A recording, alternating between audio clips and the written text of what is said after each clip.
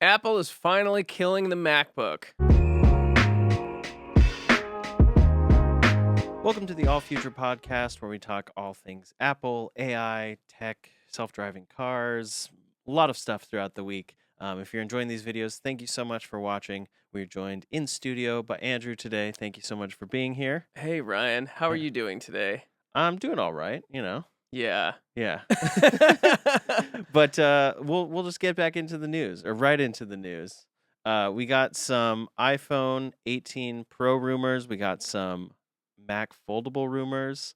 We got, maybe an iPad foldable. A lot of foldable rumors. Foldables. Foldables is the name of the game today. Yeah. So the first one up is kind of the most exciting one, in my opinion, and that is the large foldable iPad or Mac. And we're unsure of which this would be, but it's somewhere around 19 inches.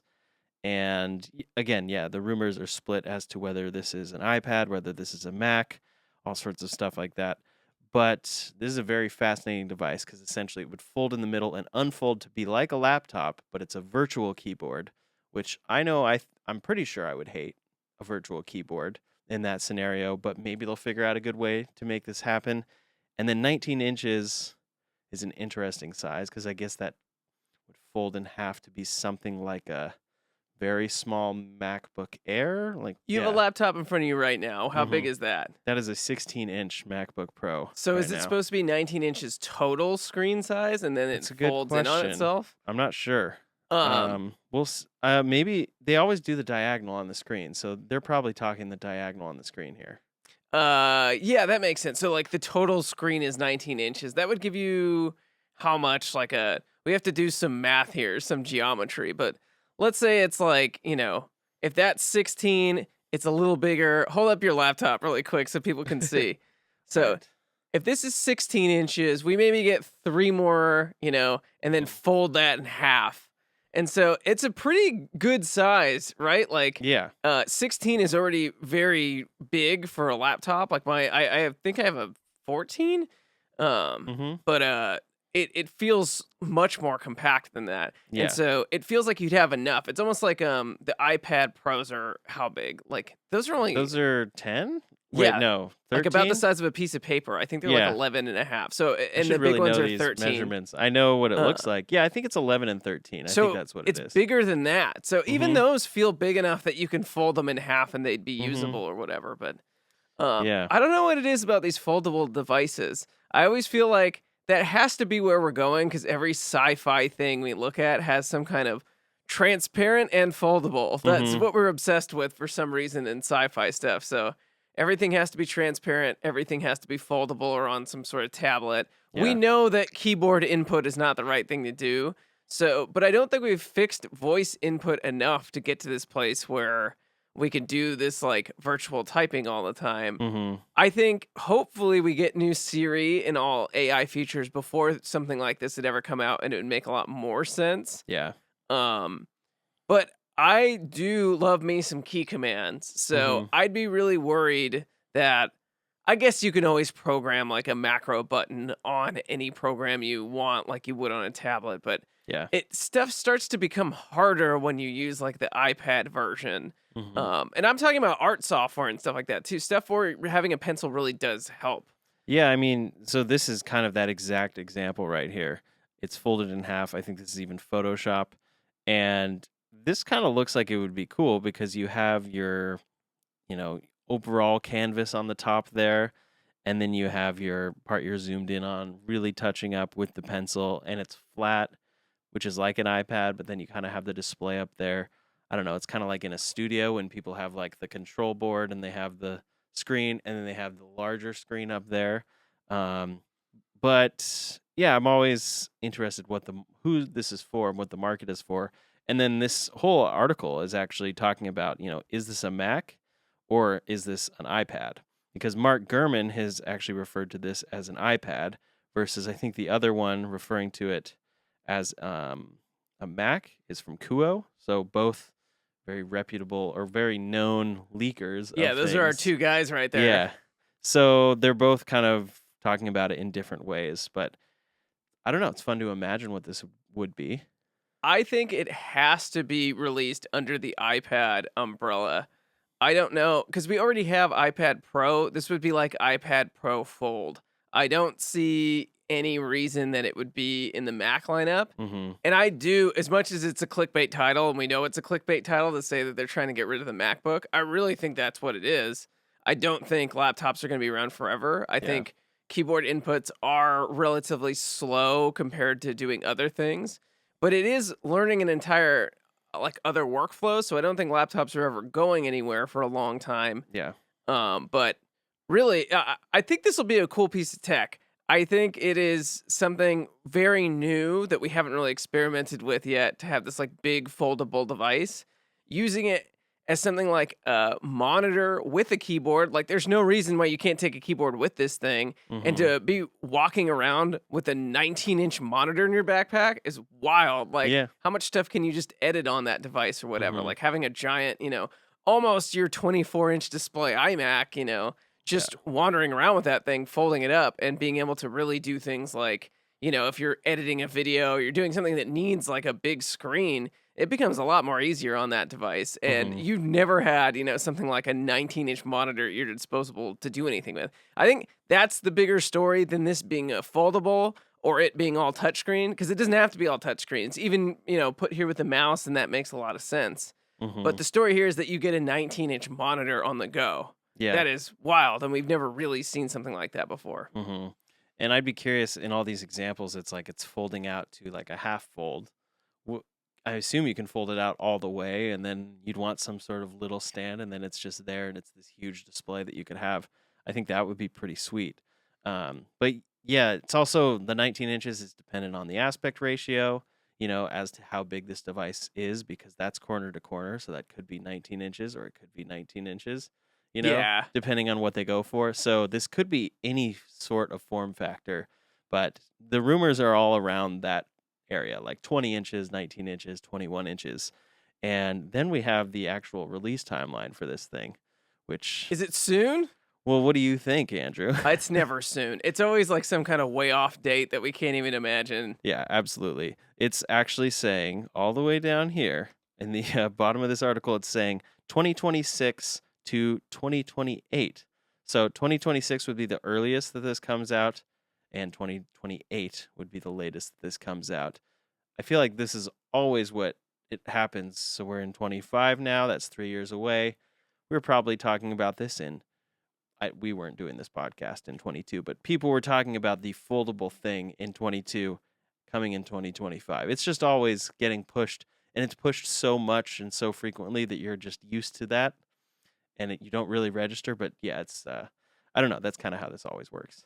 I think we'll see a foldable iPhone before this, and I think they still want to get their folding stuff right, because this product has to exist right now in China. You could probably go buy a double-sided folding tablet that's this big tomorrow. Mm-hmm. That's going to be the equivalent of a Amazon Fire tablet or something like that, and it probably does 99% of the things that you'd want it to do. Yeah. But it's just not made to last, or something like the hinge is going to start getting all warped on it, or all these little things that are going to happen that Apple is really going to try to figure out before they launch something like this. Mm-hmm. And so I'm excited for us to have a new product category. I feel like stuff's getting pretty boring lately as far as like phones, and another M4 chip is coming out, and then Mhm. Apple Intelligence like not really being ready for prime time. It's like, okay, the promise of all these chips was that we'd get better features, Yeah. and now these better features are on delay. So now you've given us like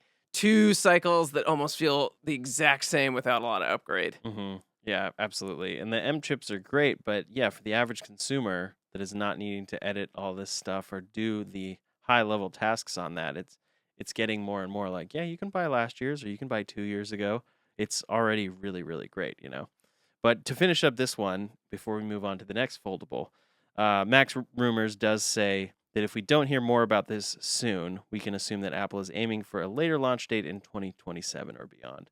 That makes a lot of sense, because we would be hearing rumors about like the supply chain cycle and everything. We'd probably be hearing a much more solid Gurman angle here as well.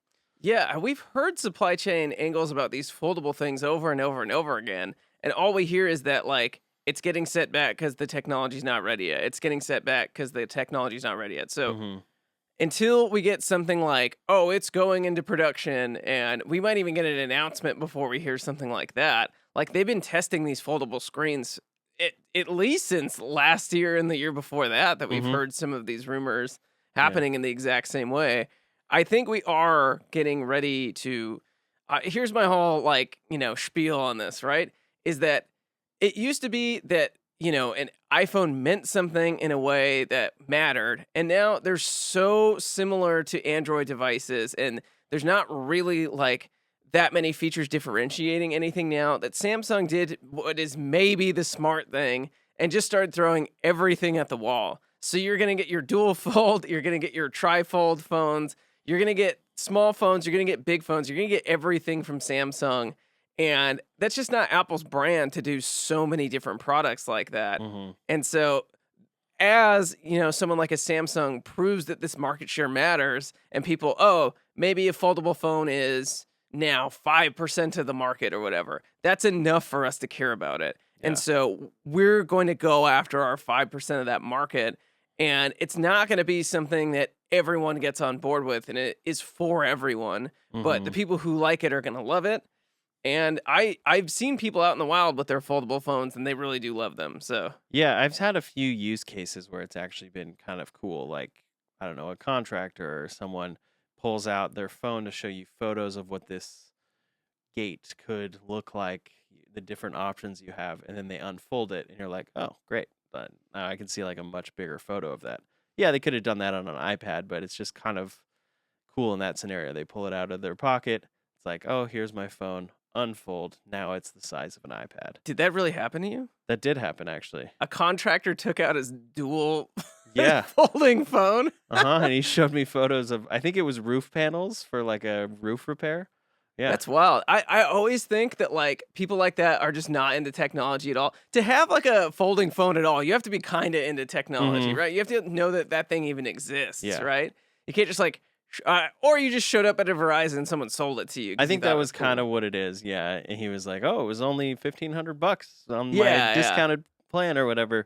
But he was excited about it. I don't think he probably researched it a ton. He was probably just like, oh wow, this is cool at the Verizon store, like you're saying. But people like that tend to love that stuff, and Mhm. it's a great use case for him. Like he has to show stuff to clients all day, Yeah. so he could definitely justify spending that extra money and Mhm. going like, "Here's what your gate's gonna look like," and then it's not a tiny cell phone picture. You can actually imagine better Yeah. on something like a tablet. Mhm. Which brings us to our next topic, which is Apple's foldable phone. Yeah. So this has been, as this is saying, 2 years away for the longest time. But now there's rumors that this device is finally starting to sound serious because there are multiple sources that are saying this will feature a 7.8-inch inner display when unfolded, along with a 5.5-inch outer display. And that's coming from Kuo, Jeff Poo, and a Weibo account digital chat station. Yeah, all the rumors coming in and agreeing on things right here on what this phone could end up being. And they also say the foldable iPhone will open up like a book, according to Kuo, rather than have a clamshell. So it's not like a Flat, classic yeah. flip phone, which is kind of a cool thing, but a lot more of like you have a square and then you open it to a block. I think they're going for the rectangular block that you unfold like a book. Yeah, it'll be interesting to see what this thing looks like. I'm never going to be interested in this. I want just like the biggest, flattest screen you can give me. I might eat my words. I might see this thing and think it's the coolest thing in the world. I'm not Mhm. going to say that. I hate making predictions for myself because I'm such a sucker when these things actually come out. But I do like big screens. I'd be worried about battery life. I'm sure they'll have a good solution to that. But as you're powering two screens, you're going to wear your battery down twice as fast. But you do have twice as much space to put a battery in. Yeah. I don't know that these things are going to come with anything better in camera world, but I don't think anyone cares. Like, I Mhm. think we've reached max camera in cell phone world, and I don't see any incremental things happening in camera world where, like, have you seen those cell phone tests when people do, okay, we took it on this, this, and this, and it's Yeah. like they all look almost identical. Mhm. If you told me one was the other one, I'd totally just believe you because, if you did a blind test and you said like, and you lied to me and told me this one was this one and this one was Mhm. that one, I wouldn't be able to tell. And I have great eyes for this. This isn't like that, Yeah. we worked in cinematography for a really long time. Like, I could tell the difference between colors. I can look at an image and tell you if it looks good or bad. Mhm. But I think what sensor or what phone matters or what software matters much less these days. They're all pretty good, you Yeah. know? Yeah, they're all great. I mean, I think they could just take the cameras that they have today, even just throw 2 of them on there if there was a reason why it helped, but have the 3 cameras or whatever, people are gonna be happy. I don't think they need to do anything extra special there, unless it's like there's an extra wide angle that's made for taking pictures for your thing, but you're not gonna really want that because 'cause you're distributing it elsewhere. Um, but yeah, the timeline of this right now says fourth quarter of 2026 is when Apple would start production and then released at some point in 2027. But they also say it could have limited quantities when it first releases. And I wouldn't be surprised if this is a little bit of an Apple Vision response from Apple going, okay, this is a new big product we're excited about. Maybe they've figured out how to make it hinge well and make it not feel cheap at all. It's going to feel premium. It's going to be awesome. But just to be careful, we don't need to dive all the way into full production. And then, production issues for something brand new like this do happen once you see it out in the wild amongst people and everyone does their snap Yeah, test people on are the YouTube. worst. We'll and- see all of it. Like, we Yeah. stepped on this with our Doc Martens. Like, Mhm. what a, oh, and it broke. It's like, when are you going to do that in real life? You're going to step on your phone and, Yeah. I hate those kinds of things. So- And I was responsible for introducing them to the world, 5-6 years ago. Yeah, they're kind of the worst but it's what we got. And I was gonna ask, what do you think the price would be? I was going to say the same thing. Mhm. I think $1,500 would be an easy buy for someone like me. Mhm. And that's closing in on twice as much as like a Pro phone or like a normal iPhone. Yeah. And that's going to be a hard pill for a lot of people to swallow. I don't think a lot of people are going to go for it at $1,500, but I don't imagine that it could be less than that. Yeah, and the rumors here basically are putting it in line with double the price of an iPhone, but double the price of a Pro Max iPhone. Oh my gosh. Because in theory, it probably would be like 2 of them put together. But yes, they're saying $2,299 in the US, meaning it would cost nearly twice as much as the iPhone 16 Pro Max, which starts at $1,199.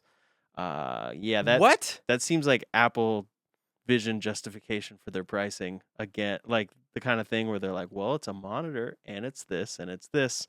See, $3,500 plus. Okay, if that's the price of that, what did we speculate for the price of this 19-inch monitor thing? Oh yeah, Because iPad Pro are relatively cheap, Mhm. compared to what they do. yeah. So are we going to see like a $3,500 to $4,000 price tag on the folding computer? Yeah, maybe. I don't know. Maybe they can hit like 2,500, but if they're hitting 2,300 on a foldable phone, I guess it's a phone, so it's all those features. Like when you compare the phone directly to the iPad, they manage to be in line. Maybe that's because how people are paying for them usually. But yeah, I don't know, 2,500. It seems like at least for that, and then maybe hopefully this would end up a little cheaper. This is wild. You're telling me I could buy an iPad Pro and an iPhone for the same price as this thing? It's like, Yeah. it is wild that you're trying to say these sorts of things. Mm-hmm. Ryan, why are you pricing stuff this high? I just think, the consumer needs to understand how premium this product really is and be willing to pay up for it. I just think this is what it's like, the version of, like OLED versus LCDs out there, right? Like, do you want an OLED thing that looks better, or do you want the biggest possible TV you can get Mhm. for the price? And that, most people, for 80-90% of the people out of there, they're going to get like the biggest TV they can for the best price that they can get. Yeah. And so this seems like not a good category for Apple to go after if these things are going to be that expensive. Like, people have upper limits to what they're going to do. Mhm. And Samsung Folds are super expensive. Pixel Folds are super expensive like this. But their market share is like, how much can you justify that? And do you need to like keep up with the Joneses in this respect? Give us something better than this, Mhm. or it's really going to be like an Apple Vision moment where, okay, this guy has the 19-inch monitor thing, but it's $4,000, like Yeah. even $3,000. Like, okay, well, I got my super souped up MacBook Pro here for $3,000, and it's 1 year used, so I now have 10 times more memory and storage than I could ever need. And this 19-inch monitor comes with a 512 gigabytes that you can't update to anything. It doesn't take SD cards, Hmm. and you can't use SSD drives on it because it's an iPad or whatever. So you're gonna have all these Yeah. weird limitations for such a huge price tag, and you're gonna be competing with your own products at that point. Yeah. It seems pretty tough. I mean, how are they going to get people to buy this? But they're Apple. They've done it before. But I'm not super hopeful after the Apple Vision, but that is a very specific thing you put on your face.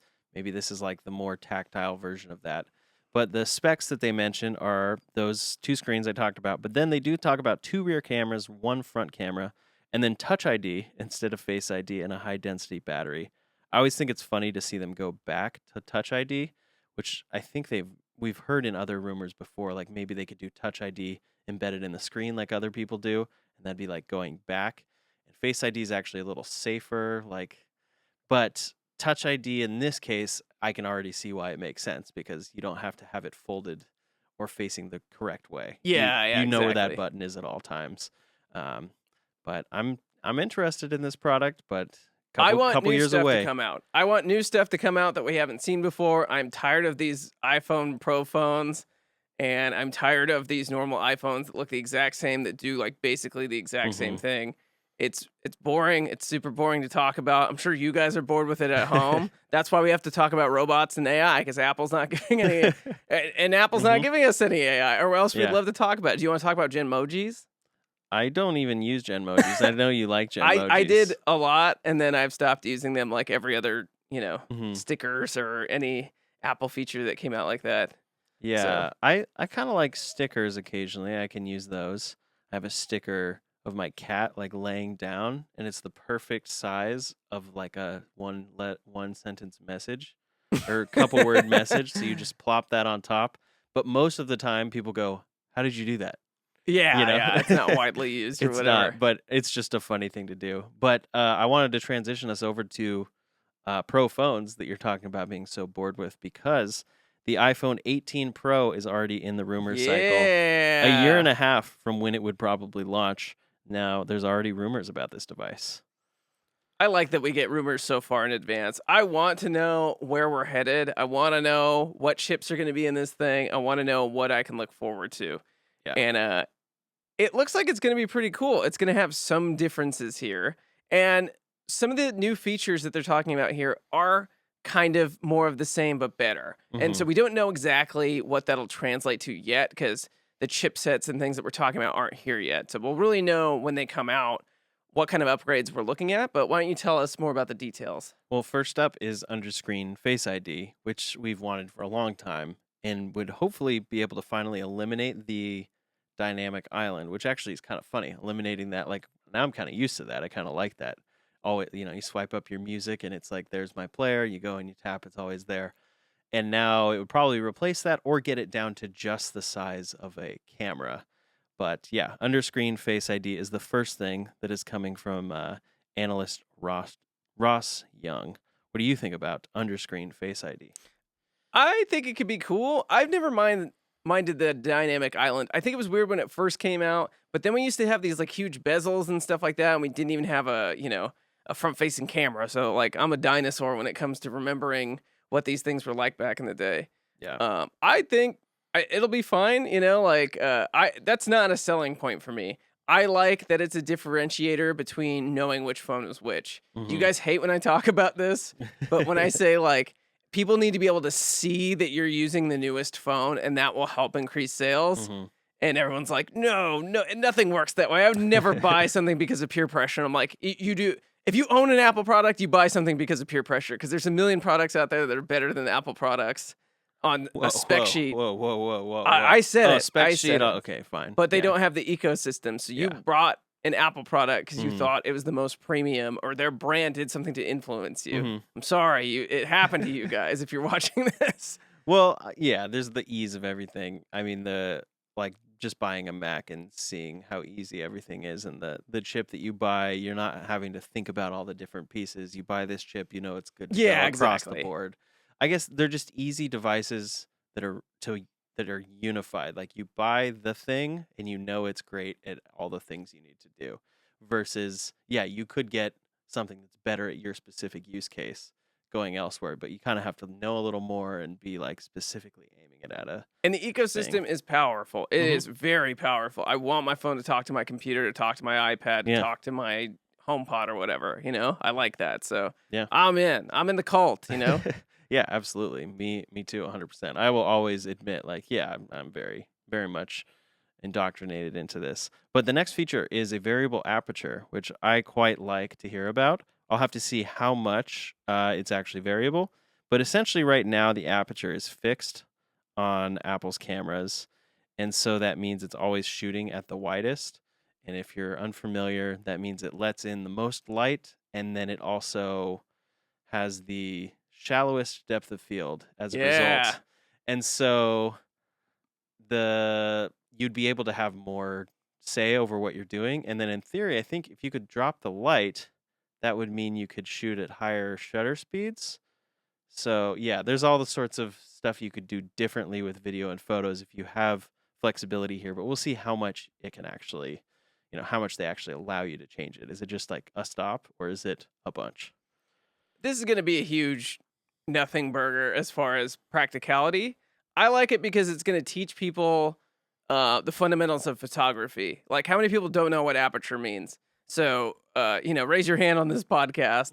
It just means, like, if you think of your eye, that the eye is opening wider, and that's the aperture. So it's either wider or closed down. And it means things are either more in focus or less in focus. Like, this part of me is in focus, but this background behind me might be blurred out a little bit. Mhm. And this effect only happens with very big lenses. Like, even in so think of like reality TV shows and camcorders, right? Those are all shot on camcorders with very small sensors. Mhm. And so it means that none of it has any of that background blur or anything like that going on. Because when Yeah. you're run and gun on a reality show, you want to make sure you get like every piece, and people kind of don't care about quality. So you want that sense of like everything being in focus. And what's happening now is you're taking the picture and you have portrait mode or something like that. A lot of that background blur and the blurring is not happening in the camera. It's happening in the software. And Yeah, and so it used to happen with the two lenses. I think it would actually like kind of understand the difference and then put it together. But now they'll do that effect with just a single lens, and you can do it in all of your lenses. So it's totally just a generated thing where it's trying to cut you out, and you can see it sometimes. Like, yeah, look at the ear. randomly my ear is blurry. Yeah. Yeah, definitely. And so the amount that you'll be able to use a variable aperture lens of that size is like so small that if you see the size of a normal lens, it's like almost the size of this microphone, right? And so like that lens has to move like a very long distance in order for you to get that aperture to be different, or like it has to close down and let in this much more light. Like the Yeah. amount of light is like the amount of that you put your hands together, right? Mhm. It's not like what it would be on a cell phone is like this to that. It's not like very big, Yeah. And so that effect of that much more light is not going to be as big as if you got a real camera. But like I'm saying, it will teach people the basics of photography, so hopefully they can go out and buy their own cameras Mhm. and understand a little bit more about ISO and aperture and shutter speed, Yeah. and then they can make their own, see, we know things on this podcast. Yeah, it would be. I think it'd be super cool to be able to adjust that, but we'll see how much it is because it's going to be the first version of it probably, and it's a physical piece that they're adding into there that hasn't been there before that you're able to adjust.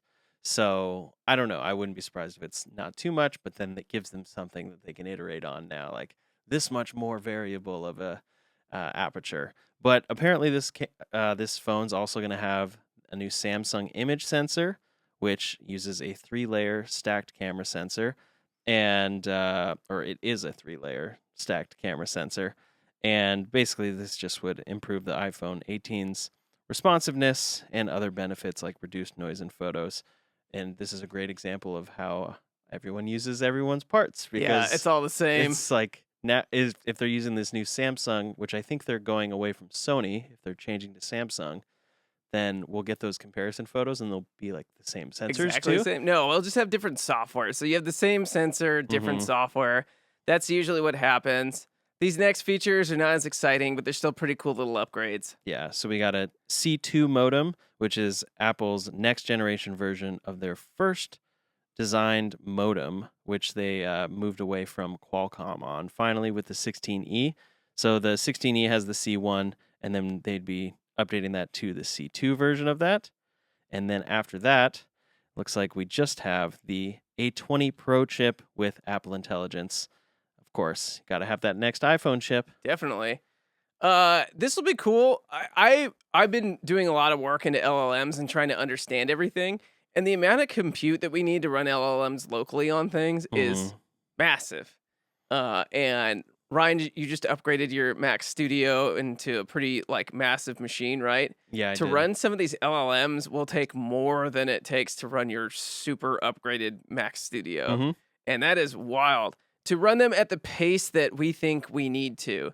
And so we're going to do another video after this one just on NVIDIA, but the like amount of things that they're talking about and how big these supercomputers are literally like words I can't even understand. I understand like what they're saying, but the amount of like Greek letter numbers that they're talking about to me, I don't understand anymore. Yeah. It's gone. It's not petaflops. It's like tetraflops. It's past my understanding of these things where I have to like engineer my entire vocabulary to start understanding how crazy supercomputers are getting. Mm-hmm. I can't even imagine it, and I report on this stuff every day. So this A20 chip will hopefully push us into something that's something like on device, like a mini LLM that we can use it for, and that ultimately leads to better security and faster results and privacy. Yeah, absolutely. And then that will, of course, all trickle down to their foldable devices like the foldable phone, which could be coming in about 2 years, and whatever this crazy 19-inch foldable Mac/iPad. Oh, man, makes me miss the iPod. Whatever this foldable iPad ends up being. I just watched the Steve Jobs launch of the iPod again good, the other probably, day. Right? It is hilarious because the font that they use. Like, you think of how, you watch something, it's like watching a movie now and going like, oh, it had like problems in the third act. And then you watch Indiana Jones and like it sucks all the way through as far as story goes and is like super, it's like out there for today's terms of storytelling, but we forgive it because it's in the past. You should go watch this again because like the fonts are in like almost Comic Sans. Yeah, it's like yeah, a classic I Apple remember font. the fonts. And it looks like, your teacher's giving like a keynote on like in college or something like that. And, the bullet points are up there. And I'm like, oh man, like this was the beginning. We have come so far since then on keynotes that this passed for the greatest keynote of all time, Yeah. And it looks awful in retrospect. Yeah, it's kind of like when you looked at a keynote template and Exactly. and you were like, wow, I'm obviously having to change all of this. It's like that's what they were using, and then they made it into templates. But I'll defend Indiana Jones off air right now, since you said it's not. No good way. storytelling. We Which one? just watched it. The second one, Temple of Doom. Temple of Doom. Okay. Well, And we're gonna get lots of comments. the base Raiders is one of my favorite storytelling- movies ever. The base storytelling is fine. Like I understand, like the Steven Spielberg blockbusters, like they have a through line. Like there's a plot. Like they're fun. That's what they have going for them. They're really fun, and so I love that they're fun, and I love like the crazy classic old characters that you literally can't do anymore because they're super offensive or like. When you have a woman just like being this like helpless damsel in distress, like I don't think that would fly these days in the same kind of way. And then like you have your classic villains eating monkey brains and things like that. I'm like, very like this would not the storytelling, the writing specifically. Like the scenes are good. I love like when he, takes the guy's heart out. Like that's one of my favorite scenes in a movie of all time. But man, the story, like the writing of it is so bad compared to today's standards. interesting. How do you feel about we should cut it off soon. But how do you feel about 1 and 3 then? I haven't rewatched them. I'll rewatch them again. You got to rewatch my synopsis on you the next gotta rewatch podcast. 1. Yeah, next podcast we'll talk about Indiana Jones. I'll watch through them again too. But really, the best one is episode 4, right? Everyone in the no, the I'm Crystal kidding. Skull. I Come know, on. I'm joking. I didn't even watch I just that want to one. get people mad in the comments. But okay, yeah. Let's wrap this up. But we got Foldables. foldables. Everyone remember foldables? Yeah, check them out.